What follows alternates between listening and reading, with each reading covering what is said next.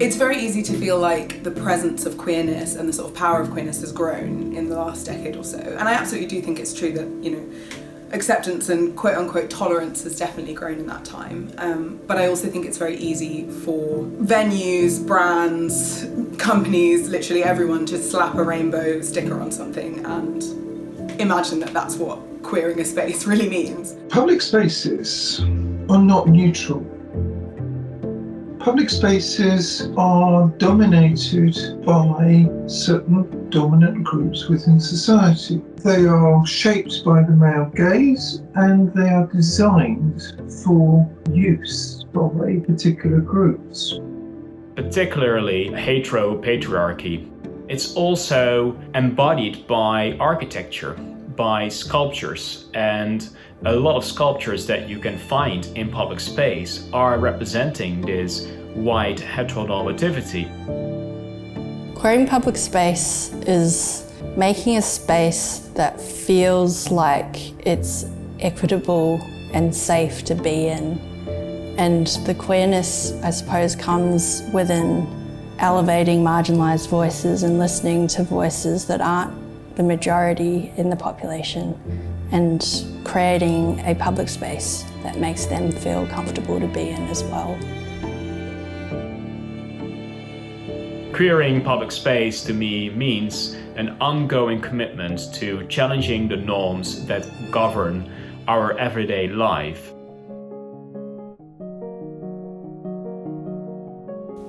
It's easy to assume from a position of power that, say, a blank slate should be safe, but the fact is that if you're a queer person, you're already starting from a position of having to be on the defensive for your own well-being. So it's about a perspective shift, and the only way that you can achieve that in an informed way is to speak directly to the people that you're trying to accommodate.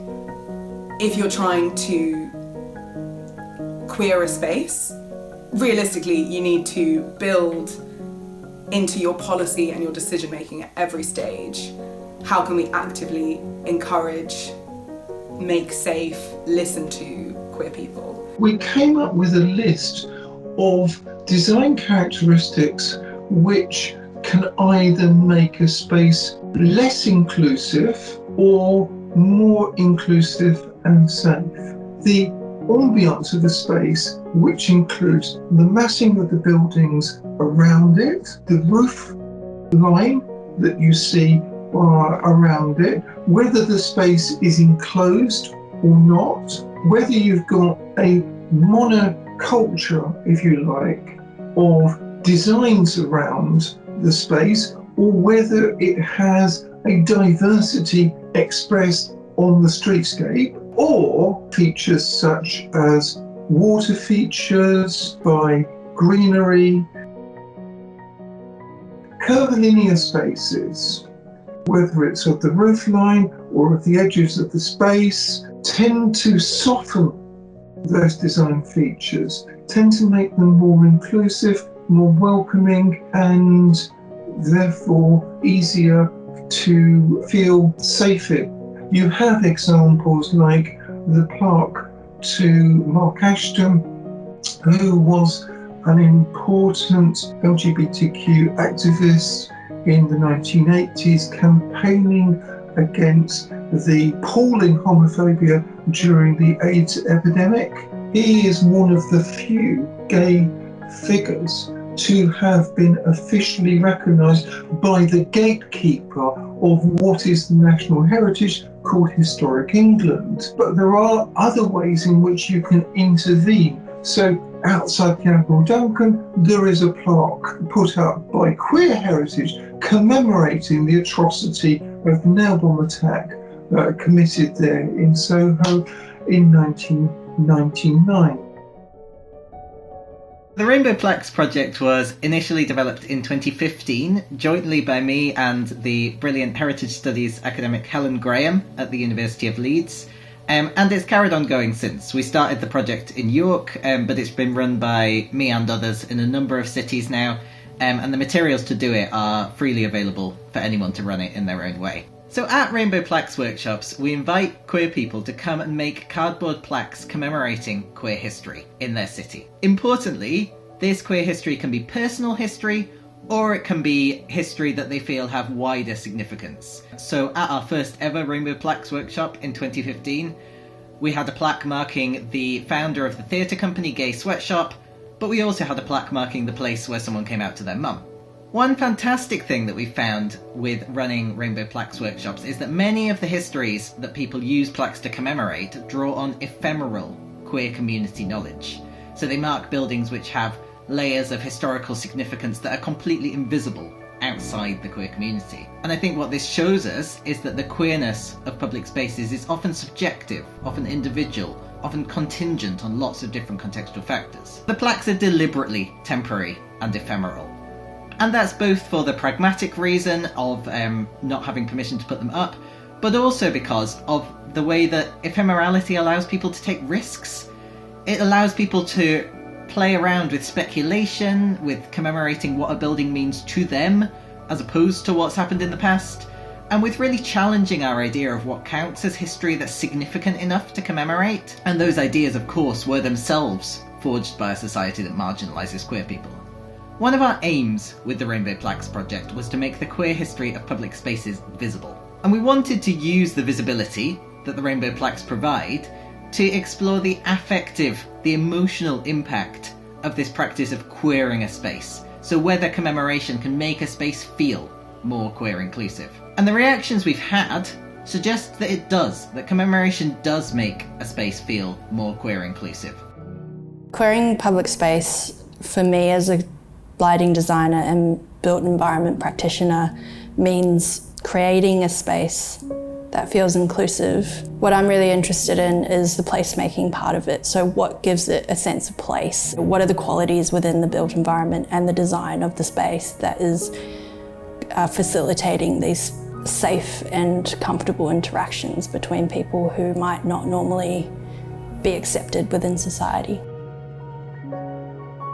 Monuments also do their work, as they are a testimony of those who manage public spaces, that you can actually have a permanent piece in the public architecture that reminds people of those who have been underrepresented, persecuted, marginalized, oppressed throughout history. The first publicly commissioned monument is called the Homo Monument, based in Amsterdam since 1987. And that's one of the project case studies, and a very interesting one to reflect upon in terms of how important the LGBTQ+ rights endeavors have been to reach something like a monument. It doesn't come out of thin air, it's all these centuries of struggles. And the work reminds the viewer of the Nazi shame badge that was indicating homosexuals in concentration camps. And the shame badge was turned into a symbol of pride, of queer pride, really. It has remained a very powerful symbol, especially within queer activism. There's an ongoing struggle for social justice, for social inclusion. One of the ways in which we can make these spaces more inclusive is by creating murals, by creating a sense that you are entering a more diverse space. So street art can be a form of intervention which encodes diversity in the streetscape. A more direct way of doing that can be about reclaiming history within public space. If we have no history, it's very easy for people to also claim that we shouldn't have a present. It's therefore hugely important for LGBTQ people to reclaim that history. And that history is not, generally speaking, visible in public space.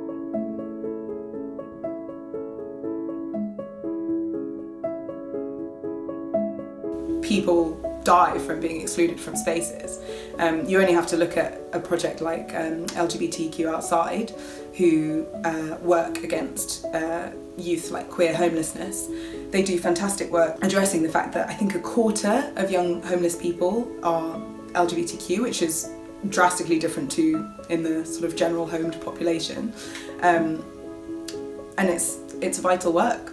There was a UCL study that found that queer spaces have dropped from I think 121 to 51 between 2006 and 2017. LGBTQ Outside ran a fantastic program, a crowdfunding program to house homeless teens. There's the London LGBTQ Centre, which is run by volunteers and funded, I think, mostly by crowdfunding.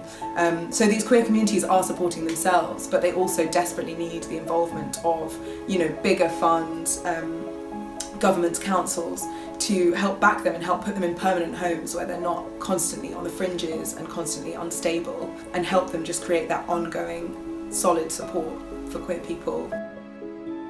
A lot of my work at Arup is in designing for inclusive and safety at night time. As a lighting designer, I probably use a qualitative and a quantitative approach to designing appropriate design solution. So listening to the voices of the people who use the space, the local community, and integrating that into the design response. We're able to design a much more contextualized response when the community are involved, and we create places that are much more comfortable and places where people want to spend time in and not just move through.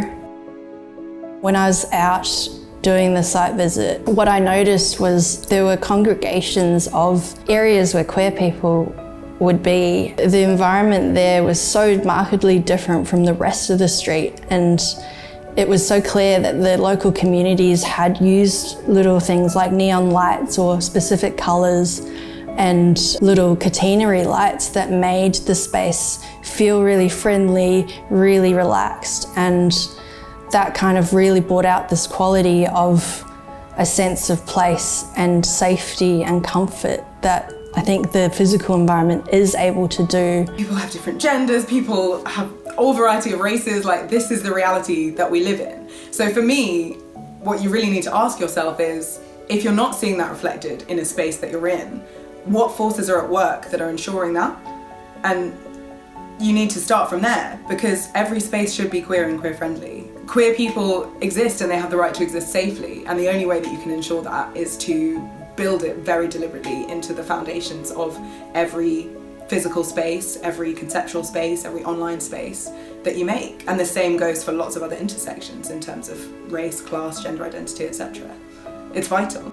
To think about how we might work with each other to look for and engage difference, and how we might create public space that works across fundamental differences, that doesn't demand that we are the same, but equally asks us to listen and understand each other in ways that maybe now are not possible. We're looking to think about how we might encounter difference differently, how we might create spaces where we engage with the people who we define as the other and often attribute a whole pile of characteristics to, and how we might create understandings, even empathies, or even commonalities across difference.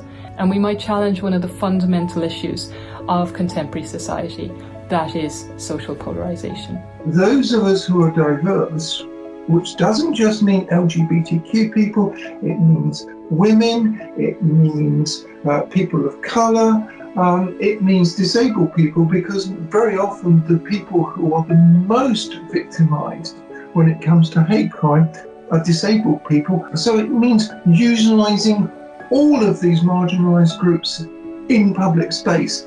And to do that, we have to start redesigning public space. We have to start thinking about public space in a different way. We have to move beyond the idea about designing public space in a way which in which they don't think about the diversity of users or how people are going to be possibly targeted in those public spaces. Instead, we need to start thinking about, either with new spaces or with reconfiguring spaces, how we design into them this inclusivity, this diversity, this safety, and the utilising of every citizen who has and ought to have access to it.